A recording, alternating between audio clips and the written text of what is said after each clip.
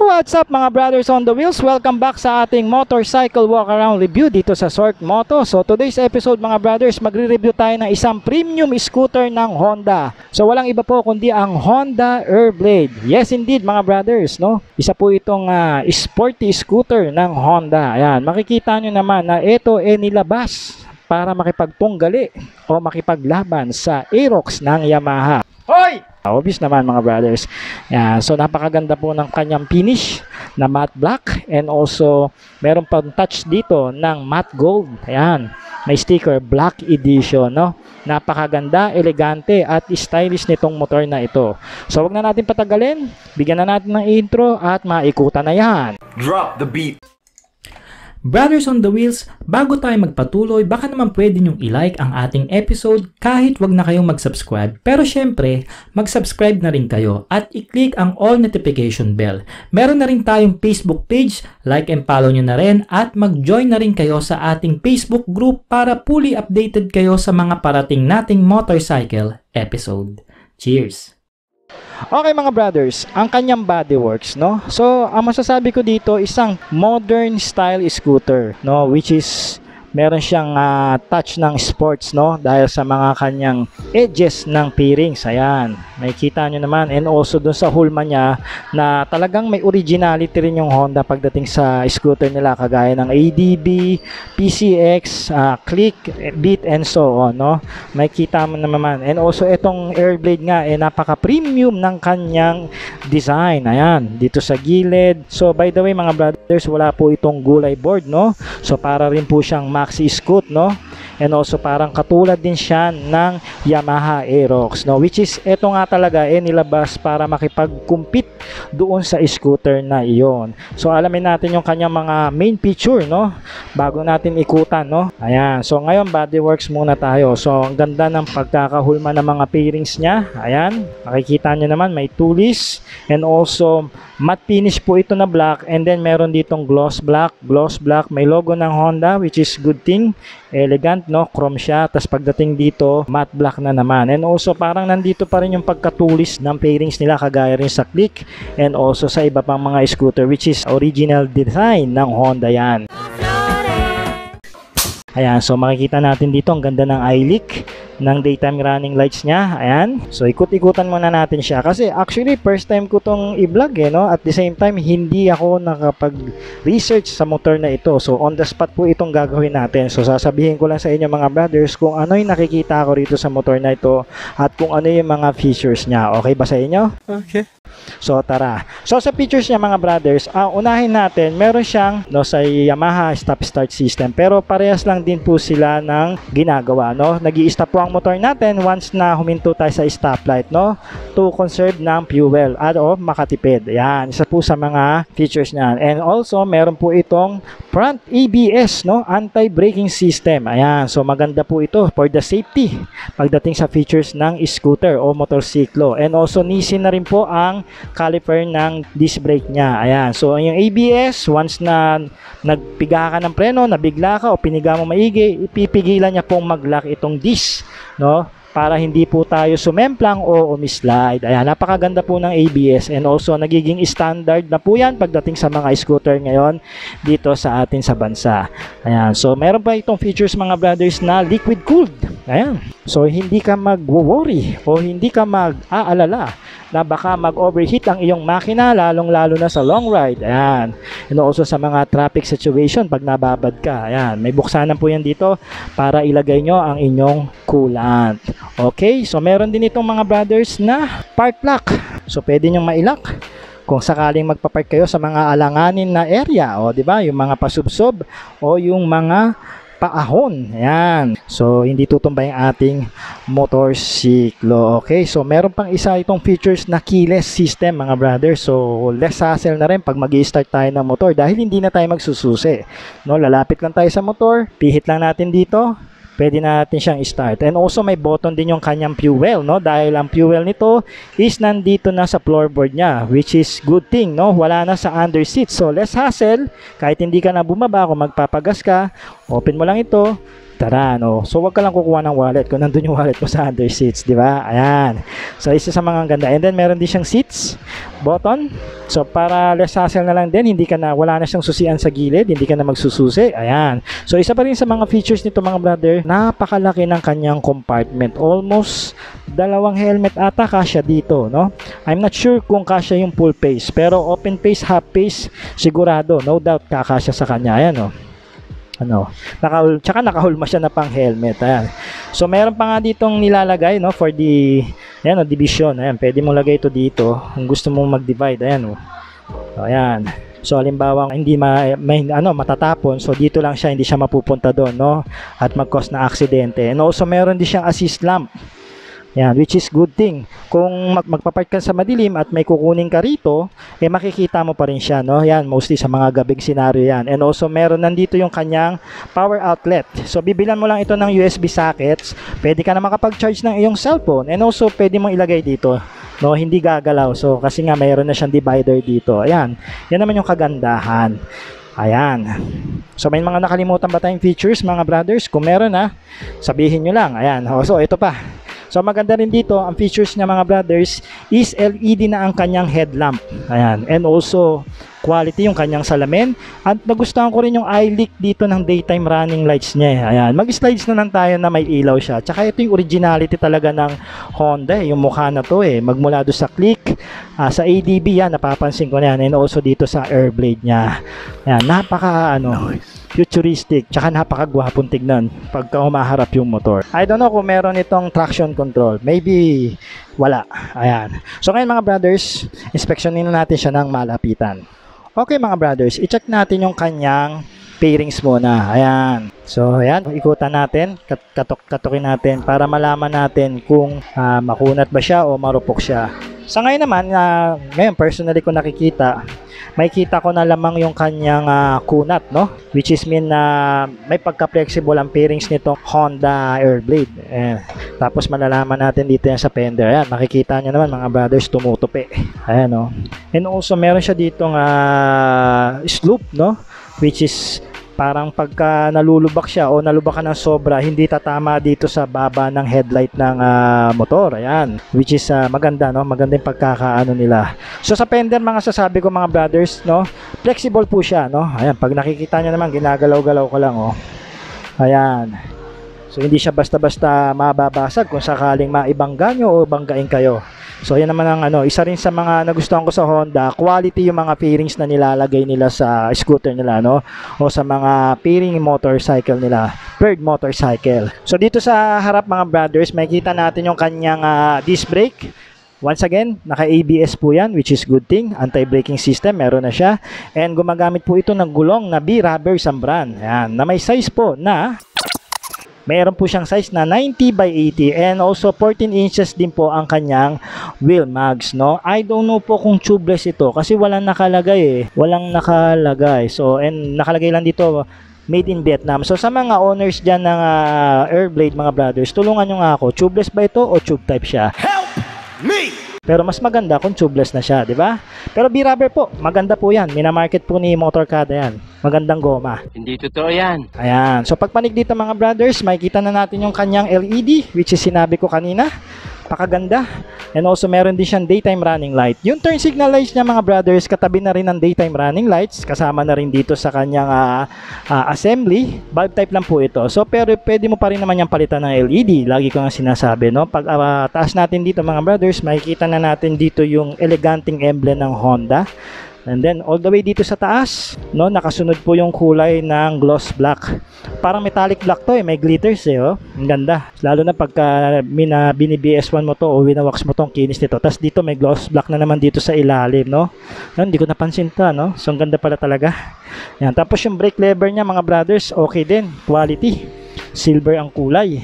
Ayan. So sa gilid mga brothers on the wheels, makikita natin yung kanyang footrest, no? So mahaba po yung footrest nito, no? Sad thing lang mga brothers, wala itong gulay board. So yung ganitong klaseng style ng scooter na parang Maxi Sports ang datingan. So wala rin tong gulay board. Just like NMAX, yung PCX, ayan, mga ganyan, no? Aerox, ayan, mga wala na pong floorboard dyan. So dito lang. So pwede nyo dito itapakin yung paa, pwede dito sa gitna, pwede rin dito sa gilid. And also may tapakan din ng inyong backride. So aluminum na po ito, which is good thing. And maganda yung kanyang engagement. Side stand, okay din. Ayan. So pagdating dito mga brothers, so wala nga siyang gulay board, syempre wala rin siyang utility hook. Ayan. So makikita nyo dito yung kulay niya, may gloss black pa rin sa gitna, at the same time may matte finish dito na black, and also yung linings niya rito na matte gold, which is good thing. Pag lumayo ka, naha-highlights talaga yung motor. And then kahit malayo ka, mababasa mo yung black edition niya, no? So parang something to do na parang limited edition to once na parang pagkakulay niya yung gold, no? I don't know kung limited edition ito. Tapos yung sticker dito na Airblade, nagustuhan ko rin, no? May sariling style ng letterings and also naka-emboss din. And then nandito yung pinaka-leak ng decals niya na gold, oh. Lumiguhit dito, ang ganda, nakasunod sa hulma ng pairings. So kapsag malayo, naha-highlights yan. Ayan. So dito mga brothers, nandito na tayo sa gilid ng makina niya. So wala po itong kickstart. Yan, sad thing, no? Yan nga yung mga modern scooter ngayon, wala namang kickstart. Yung kanyang air filter, eto, ganda rin. And also may features nga pala ito ng ESP, no? Enhanced Smart Power, no? For the smooth starting ng makina. Ayan. So hindi ko nabanggit kanina. And then meron ditong engraved ng Honda sa gilid ng makina. Yan. So sa mga proud owner logo yan. Okay? So dalawa po ang shock niya mga brothers. And sad thing, hindi po ito adjustable. Kung magtataas po kayo o magbababa kayo, magpapalit kayo ng shock. Ayan. O maglalagay kayo ng lifter dito. Okay? So drum brake lang po ang likod niya, which is mechanical. Ayan. And may size din po siya sa likod na 14 inches ang wheel max. So may size siya mga brothers on the wheels na 100 by 80. Nadali mo rin. And also ang treads po ng tire niya is pang street na rin po. So magandang maganda to pag sa mga kurbada. Ayan. Maganda ang kapit nito kasi B-rubber naman, branded na rin. Ayan. Once again, ito po yung isang part ng shock niya. Okay. Pagdating naman dito sa muffler mga brothers, ang ganda rin ng muffler cover dito o heat guard ng muffler niya. So kinubera na talaga yung buong tambucho para ma-assure po na safety ang ating backride at saka yung ating rider. So safe na safe kayo. Ayan, no. So ito yung tapakan ng pillion. Tapos may cover pa yung kanya liquid cooled. Itong pinaka-cooler niya, oh.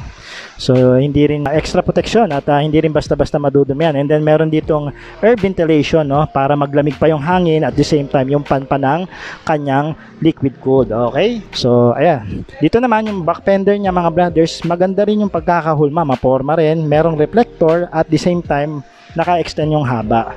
Ayan, kita nyo ba? Hindi ako gumamit ng wide angle ngayon kasi nga madilim. And also may integrated lights na rin yung plaka. Just in case maglagay ka na ng plaka dito, mas kita kasi mas maganda pag may integrated yung ilaw ng plaka kasi mas maliwanag, mas visible lalo na sa gabi.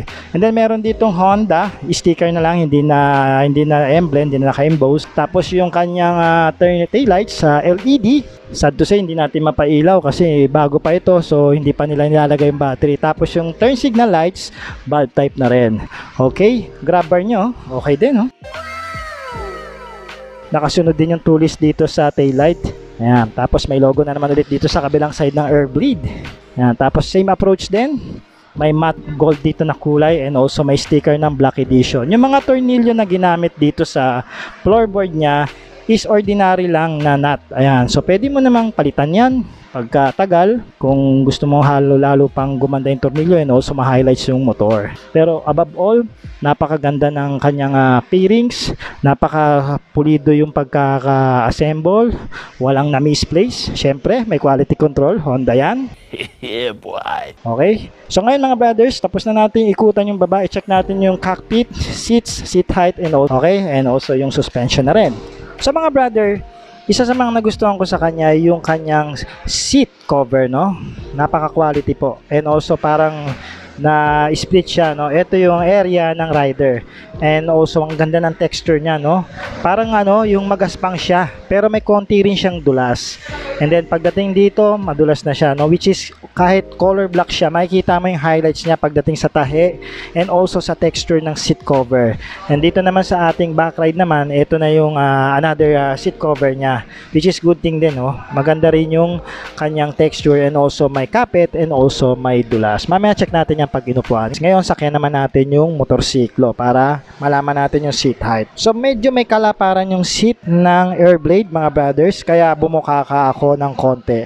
And then nagkaroon ako rito ng konting tingkayad. I think nasa mga 2 to 3 inch. Ayan, mga brothers on the wheel, no? Which is okay naman. Nakalapat pa naman yung kalahati ng aking paa, no? I'm only 5'5" po, kasama aking boots for reference. Ayan, which is okay lang naman din. And also kung mag-aangkas naman tayo dito, bababa pa ng konti yung suspension sa likod. Ayan, ito yung sinasabi ko, mga brothers, yung kanyang footrest is malapad o mahaba. So pwede kang pumesto rito, pwede kang pumesto dito. So meron kang almost parang 3 posisyon, ayan, o 2. Depende sa size ng paa mo yan. Ayan, sa kabilang side, ganun din, makikita natin. Ayan. So, and also yung treads ng kanyang floorboard, makapit din. Pansin ko, hindi dumudulas ang aking boots. Ayan, tapos yung seat niya, mga brothers, maano ko na makapit, no? Yan, I don't know, naka-ano ako ngayon naka-maong ba itong suot ko? Pero makapit siya, mga brothers, no? Hindi ako dumudulas, no? So pagkalimbawang pumreno kayo rito ng biglaan, sigurado maiipit ang inyong yag balls. Sa akin lang naman yun, mga brothers, opinion ko lang naman yun at experience ko. Okay, lipat tayo dito sa handlebars. Yung turn ng kanyang handlebars, mga brother, malaki. So hindi kayo mabibitin magmanobra. Ayan. And also wala na siyang package dito. Makikita natin. So mga buttons na lang dito, no? And also keyless po ito once again. So pagdating dito sa kanyang cockpit, mga brothers, fully digital po ito. Ayan. So wala lang pong battery. So mag-slides na lang tayo ng picture para makita natin yung gauge panel niya pag naka-active na po. And also may logo rito ng Honda. Ayan. Tapos may gloss finish na naman dito and matte finish, no? So kahit saan ka magpunta ng part ng motor, makikita mo yung approach dito ng Black Edition ng Airblade. Napakaganda. And then meron siya dito na windshield na maiksi lang naman. Medyo tumaas lang ng konti to cover something, makoveran lang dito ng konti yung ating gauge panel, no? Siguro may mga aftermarket na bibili nito na mas mataas pa. Kung halimbawang nakaharap sa atin yung araw, visible pa rin yung ating gauge panel. And also dito makikita naman natin, mga brothers, meron siyang left at saka right, magkahiwalay, which is good thing. High beam, ABS, ayan, may ilaw yan pag gumagana. Yung stop start, no? Temperature check, engine check, and also yung keyless niya, no? Tapos dito, tignan na lang natin yung features. Tapos meron siyang select and set, 2 buttons po yan, no? Dito sa kaliwa, maganda yung handle grips na nilagay dito. I can tell na malambot ang texture and also makapit. And also sakto na lang for the medium na kamay na katulad ko. Meron siyang end-bar, mga brothers, pero plastic lang. Pero pwede mo pa rin naman yung palitan ng mga aftermarket. Pero sana pagtagal palitan na ng bakal ng Honda, which is kasi nga premium ito na scooter nila, no? Isa sa mga premium pagdating sa 150cc. Ayan. So may left and right dito sa baba. Pagtaas naman, ito yung horn. So napakadaling pindutin, no? Itong left and right at saka itong horn. Low beam at saka high beam. Wala siyang fast lights, which is typical makikita natin sa mga scooter. Kabitan na side mirror. Ayan. Tapos ito yung preno niya sa likod, no? Drum brake po yan. So paglipat naman sa kanan, nandito yung electric starting niya, no? So once again, wala po itong kickstart, no? Electronics na po ito. O electric. And then ito yung ideal stop niya, no? Idling stop. So ito po yung features niya. Kung gusto mong i-on, ayan. Ito yung on. Tapos ito yung off. Ayan. So wala na siyang stop-start button, no? Kasi pinalitan na nga nito. So ito yung lever sa preno sa harapan. Ayan. Okay naman yung engagement. Yung throttle okay din. Hindi pa na-adjust pero maganda na yung play niya, no? So pwede naman ito pa-adjust pagka nilabas nyo na, passes nyo na sa mekaniko. So yung end bar niya rito, plastic din. Lagayan ng disc fluid. Ayan, disc brake fluids, no? Ano bang dot to? Use pwedeng dot 3 tsaka dot 4. O yan. Okay. Okay mga brother, sa wakas nakapag-walk around na rin tayo sa Airblade, no? Matagal ko na rin hinihintay makapag-walk around dito. Dito lang pala sa Superbikes Olongapo. So once again mga brothers, meron po dito nag-iisang unit ng Honda Airblade Black Edition dito sa Superbikes Olongapo. And also kung mabebenta naman ito mga brothers, pwede naman kaming umorder o pwedeng umorder mismo yung shop para sa inyo kung interested kayo sa kung interested kayo sa Airblade ng Honda. Ayan, mapoprovide naman po nila yan. Any units po, lalo na yung mga NMAX, ayan, PCX, ADB, meron po ang Superbikes Olongapo niya, no? Na-order naman yan.